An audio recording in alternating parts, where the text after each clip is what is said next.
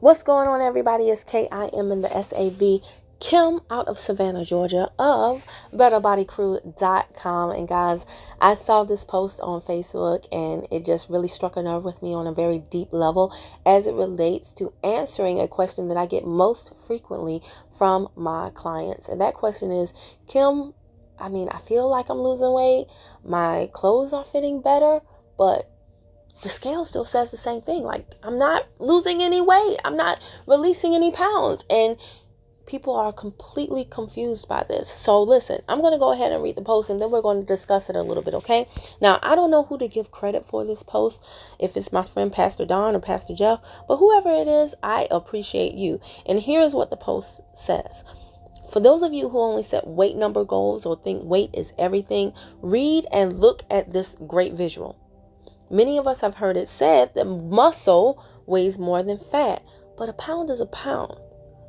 Now, to help you better understand why you feel better, even though the scale is not moving, let's analyze this picture a little bit here, okay? Think about a pound of marshmallows, which will represent fat, versus a pound of apples, which will represent muscle. Both weigh the same, a pound. But carrying around a pound of marshmallows is going to take up a lot more space, a lot more room than carrying around a pound of apples. Since a pound of muscle is smaller in size than a pound of fat, fat takes up like 4 times as much space than muscle, y'all, okay? It's very possible to look and feel better, to look and feel slimmer, even if your weight remains the same. Guys, this is huge. Do you get that? Do you understand that? I do, finally. And I'm not going to lie to you. Because I was a person who lost weight without exercising, I kind of sort of like said, well, you don't have to exercise. And I know other people who have lost weight without exercising too. So I didn't really stress or emphasize initially exercising to my clients. But guys, now I absolutely do. I turned 40 last year in 2019. And I'm not going to lie to you. Like, I still look slim, but sometimes because I don't exercise regularly, I'm not exactly the most healthy or as healthy as I know I could be. So what good is looking good if you still can't run up the block without being out of breath?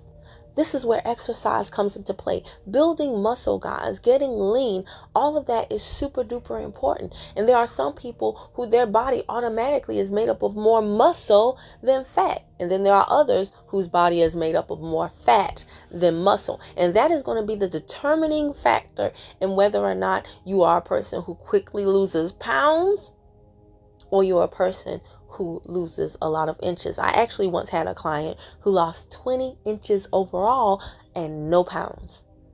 I didn't even think that was possible, y'all. I thought her scale was broken. I was like, surely she must be wrong. But she really did. She said, Kim, my pants are looser. I'm able to put on my shirt and button up the buttons without having to put a safety pin in between the spaces. And my coworkers are telling me that I look good.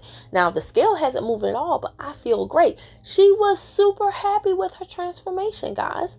But it baffled me because I too wanted the scale to move for her.